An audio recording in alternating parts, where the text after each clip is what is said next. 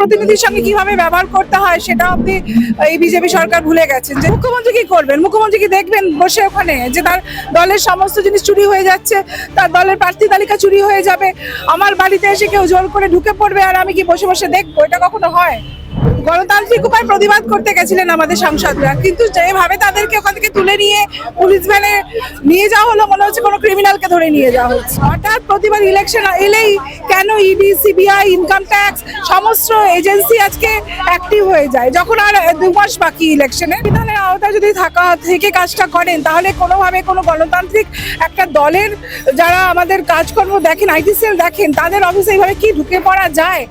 আজকে আমরা যেটা দেখলাম যে দিল্লিতেই এই আইপ্যাকের যে হানা, সেটা আজ দিল্লিতে চূড়ান্ত সেখানে একটা বিশৃঙ্খল পরিস্থিতির সৃষ্টি হয়েছে। কি বলবেন? একেবারে টেনে হিচড়ে সাংসদদেরকে তোলা হচ্ছে। দেখুন, দেশে কোথাও গণতন্ত্র তো প্রতিষ্ঠিত নেই। সেই সাংসদ হোক, সে এমএলএ হোক, এমপি হোক বা কাউন্সিলর হোক, জনপ্রতিনিধি হোক, একজন জনপ্রতিনিধির সঙ্গে কিভাবে ব্যবহার করতে হয় সেটা অব্দি এই বিজেপি সরকার ভুলে গেছেন। যেভাবে আমাদের সাংসদদের আজকে নিয়ে যাওয়া হয়েছে চ্যাংদলা করে, কোলে তুলে পুলিশ দিয়ে, এটা অত্যন্ত অমানবিক এবং অন্যায়। এর প্রতিবাদ জানাই আমরা। আমাদের সাংসদরা কি ওখানে কোনো বিশৃঙ্খলা সৃষ্টি করতে গেছিলেন? তারা তো তাদের ন্যায্য দাবিতে ওখানে ঘেরাও করেছিলেন অমিত শাহর কার্যালয়ের সামনে। আমরা সেটাই বলছি যে আমাদের তো ওখানে গণতান্ত্রিক উপায় প্রতিবাদ করতে গেছিলেন আমাদের সাংসদরা, কিন্তু যেভাবে তাদেরকে ওখান থেকে তুলে নিয়ে পুলিশ ভ্যানে নিয়ে যাওয়া হলো, মনে হচ্ছে কোনো ক্রিমিনালকে ধরে নিয়ে যাওয়া হচ্ছে। এটা হচ্ছে নাটক, আইওয়াশ। কে নাটক করছেন, কে আইওয়াশ করছেন? বাংলার মানুষ তো চোখ কান খোলা রেখেছেন।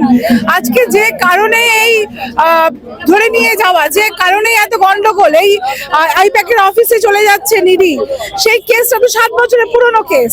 সে কয়লা কেলেঙ্কারি যদি 7 বছরের পুরনো হয়, হঠাৎ প্রতিবার ইলেকশন এলেই কেন ইডি, সিবিআই, ইনকাম ট্যাক্স সমস্ত এজেন্সি আজকে অ্যাক্টিভ হয়ে যায় যখন আর 2 মাস বাকি ইলেকশনে?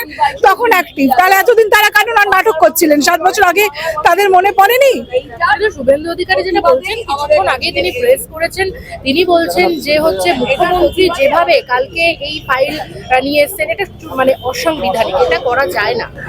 সংবিধান মেনে বিজেপি কোন কাজটা করছেন সেটাই তো আমি বুঝতে পারছি না। কারণ সংবিধানের আওতায় যদি থেকে কাজটা করেন তাহলে কোনোভাবে কোনো গণতান্ত্রিক একটা দলের যারা আমাদের কাজকর্ম দেখেন, আইটি সেল দেখেন, তাদের অফিসে এইভাবে কি ঢুকে পড়া যায়? এটা কি একটা সংবিধানের মধ্যে পড়ে যে আমাদের পার্টির যারা এখানে লিখিতভাবে আইপ্যাক যে তৃণমূল কংগ্রেসের কাজ করেন আইটি সেলের, আমাদের প্রার্থী তালিকা, আমাদের যারা ক্যান্ডিডেট তাদের লিস্ট এবং যে সমস্ত আমাদের কর্মসূচি আগামী দিন হবে সেই সমস্ত লিস্ট এইভাবে না বলে কি নিয়ে যাওয়া যায়? সেটা কি সংবিধানের মধ্যে পড়ে? কোথাও লেখা আছে কোনো পার্টির মধ্যে যেখানে কাজকর্ম চলে সেখানে ঢুকিয়ে নিয়ে যাওয়া যায়, এভাবে ঢুকে যাওয়া যায়?